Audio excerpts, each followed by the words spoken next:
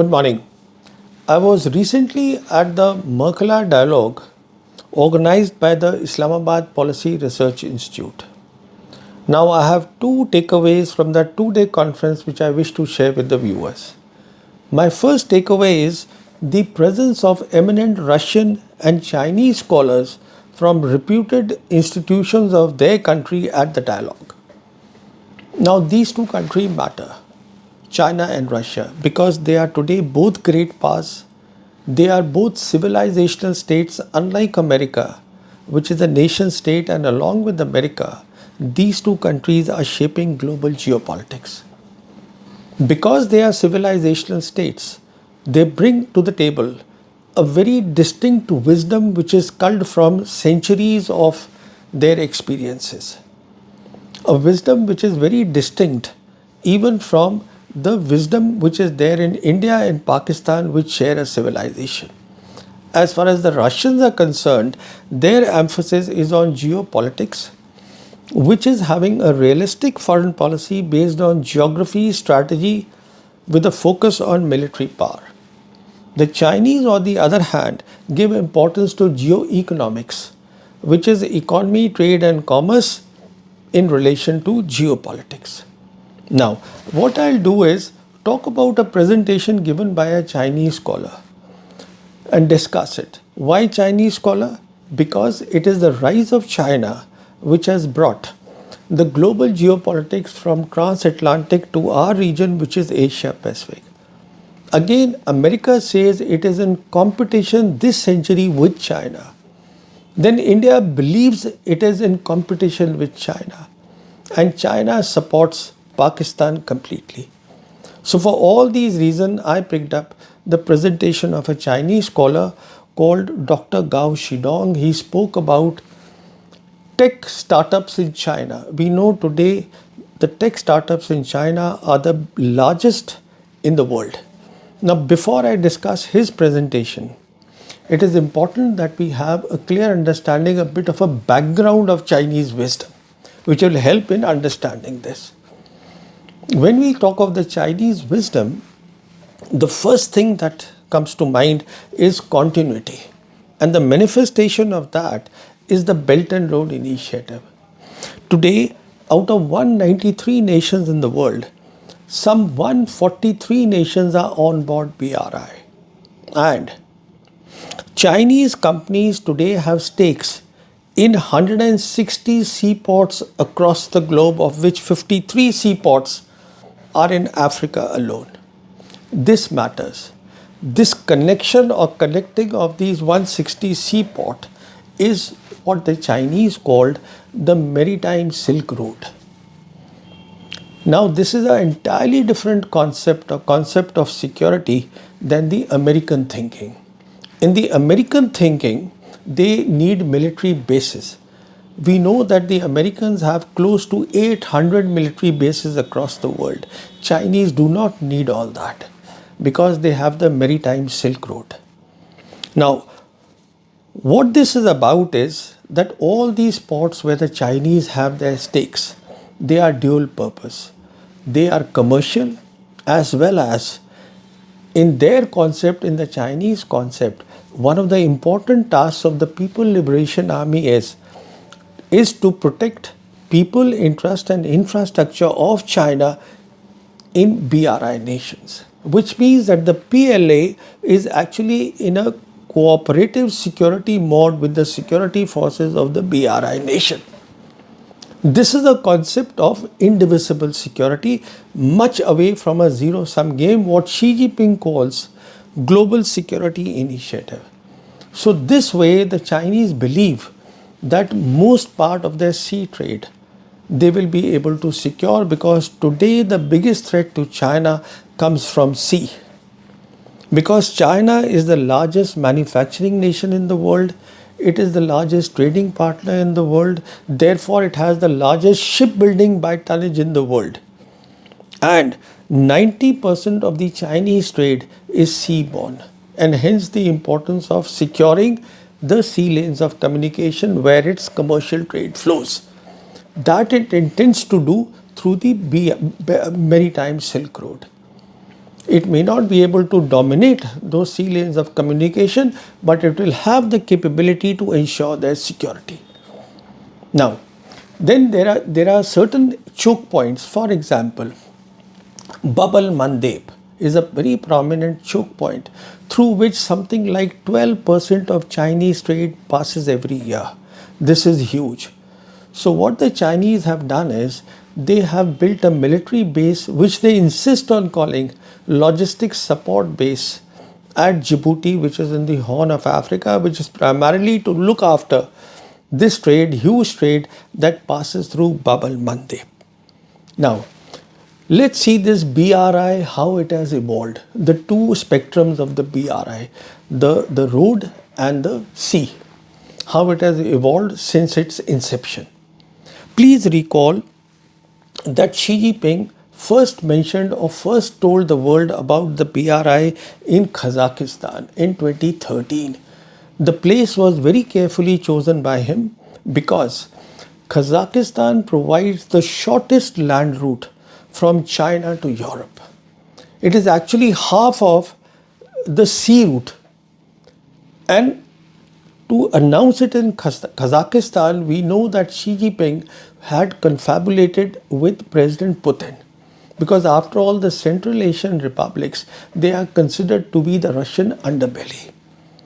And the Putin had already given a concept there of the EEU, Eurasian Economic Union. So after their talks, it became very clear that both the countries, their leaders had aligned vision. That the BRI vision was aligned with Putin's vision of Eurasian Economic Union. And the evidence of that came recently when at the Valdai Discussion Club, President Putin was asked in a media interaction, a question was thrown at him that what he thought of the growing Chinese influence in the Central Asian republics. And Putin replied that, look, these are all new countries, they are new democracies, their populations are growing fast, they need development, they need stability, and that is what China is providing. That means both these great powers, they are completely aligned. So, as far as Kazakhstan is concerned, Kazakhstan today has the largest train containers, land containers, large train containers, which is the land containers in the world. Now see at the other end, which is the sea trade, which is the maritime Silk Route. Recently at the 31st EPIC meeting in Peru, Xi Jinping inaugurated a mega port in Peru, which can hold large sea containers and cut travel time from South America to China by at least 20%, which is huge.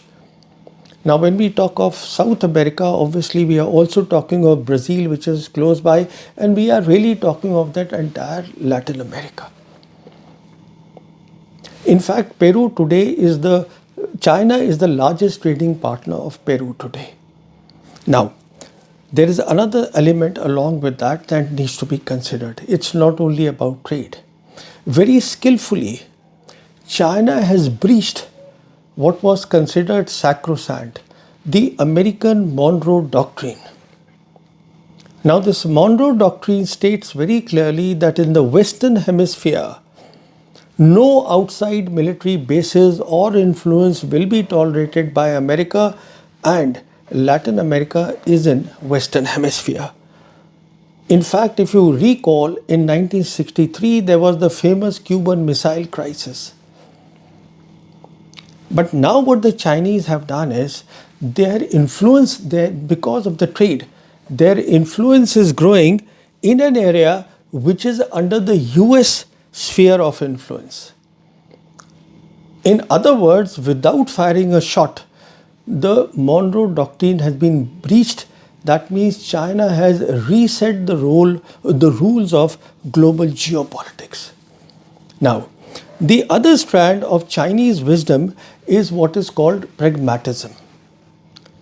When Chinese opened up to the world, recall, the Chinese Supreme Leader Deng Xiaoping said, it does not matter whether the cat is black or white so long as it catches mice. That is pragmatism. That means no ideology involved as far as development and prosperity is concerned. And the third element is that they understand that technology is driving geopolitics, and hence the presentation of Dr. Gao Shidong. Now, in his presentation, he made basically 3 points as to how these tech startups have come up.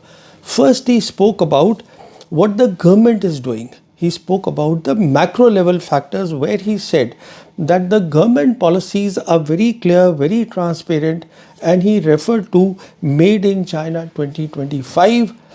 Now, this was announced in 2015 to innovate something like 15 new technologies. And because of the tech war which started in 2018 when the Trump administration was in office in America, basically the Chinese no longer talk about Made in China 2025, because now they are talking instead about the new productive forces, which is really about these technologies and their applications.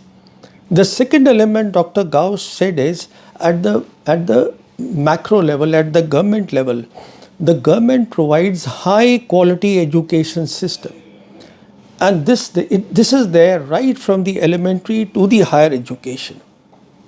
Next, he said is that the big firms and the small firms, they work together, what we refer to as the civil military fusion in China. So this is at the government or the macro level. Then at the micro level, Dr. Gao mentioned that the tech capabilities have to go beyond transfer of technology and manufacturing. So the money is being invested both by the federal government and the provinces in R&D. Then the talent, you need talented people are being brought in together. And then he said, as far as startups are concerned, obviously they have to work harder, and they do that if they have to be in competition with the multinational enterprises. And then, of course, he went on to speak about how China has become a leader in certain tech innovations in the world. And he referred to the new electric vehicles, the batteries, the solar and wind panels, the 5G telecom and the IoT with that, then high-speed rail, biotechnology, quantum communication, sustainable building, and so on. So the point to make is that Chinese, to understand all this, it is important that both in India and Pakistan, the Chinese and the Russian scholars also, I didn't dwell too much on the Russian side because of the paucity of time, but they should be invited to various meetings and various discourses, dialogues. And the key thing about China here is that they have another concept given by Xi Jinping called Global Civilizational Initiative. That means we wish to share our civilization, wish to learn about your civilization through people and people contact, people to people contacts, but do not wish to interfere in any other nation's internal affairs. This is what the Chinese advocate. So this was my first takeaway, a very good thing that the scholars from these two countries, they came for this dialogue. Second takeaway was a bit of a surprise to me also, because this dialogue was supposed to be for 2 days. And then suddenly it was said that on the third day, there will be a talk given by the Army Chief, General Asim Munir, and to the select people, and there will be special cards given for that. Obviously, I was not expecting to be part of this talk, to be in the audience, but they surprised me. They invited me, they gave me the card, and I could hear what General Munir said. Now, he spoke on a range of things. For me, the key takeaway was this. He said that we, that is Pakistan, we are open to peace talks with India. Now, what he meant for that, by this, I will come to that in a while. But after the talk, he interacted with the guests, he met me also, and he told me that he has seen my videos, he has read my articles, and he finds my approach to be balanced. Let me explain this balanced word first, what he meant by this. Now, you see, he is a military commander, then obviously he is only, or he is putting the emphasis, being a military commander, on military matters. And I have consistently advocated, giving evidence also, that Pakistan has credible military power. I have done it in my numerous videos that both at the strategic level and at the conventional war level, the capabilities are matched. Pakistan cannot be defeated. It has never been defeated. I have maintained this. So this is what he meant by the balanced approach. Now, as far as his saying of this, we are open to peace talks with India is concerned, General Munir did not really explain what he meant or are there any conditions to this. But it reminded me of my earlier visit. That was in March of 2022 when Pakistan released its first national security policy. Now, that is the time on the sidelines of that meeting, I could have a talk, or I had a interaction with the then Army Chief General Bajwa. And General Bajwa told me two things. He said that, look, both the countries have fought so many wars, nothing came out of it, it was only bloodshed, it is time we should talk peace. And the other thing that he said, as to where this peace thing has come from, he explained that. He said that he'd had an audience with the Chinese President Xi Jinping. And Xi Jinping told Bajwa that, look, China waited 99 years and 103 years to get Macau and Hong Kong back. So Xi Jinping advised General Bajwa that focus more on development and prosperity. And that is precisely what was there in the first national security policy also. And this is the continuity. So the point to make is that General Munir is basically talking of that continuity from his predecessor. What General Bajwa said, that we should talk, is precisely what he is saying. Now, will the talks be possible? I'm certain that if there is meaningful talk between India and Pakistan, plenty can be achieved. I'm certain about that, but I'm not very sure if the present government in India, for political or ideological reasons, will actually start meaningful talks with Pakistan at all. But as far as General Munir is concerned, he has put the ball in the India's court, and mind you, he has not said this from a position of military weakness. As I said, Pakistan has credible military power and it has the backing of China. That should mean a lot. Thank you very much.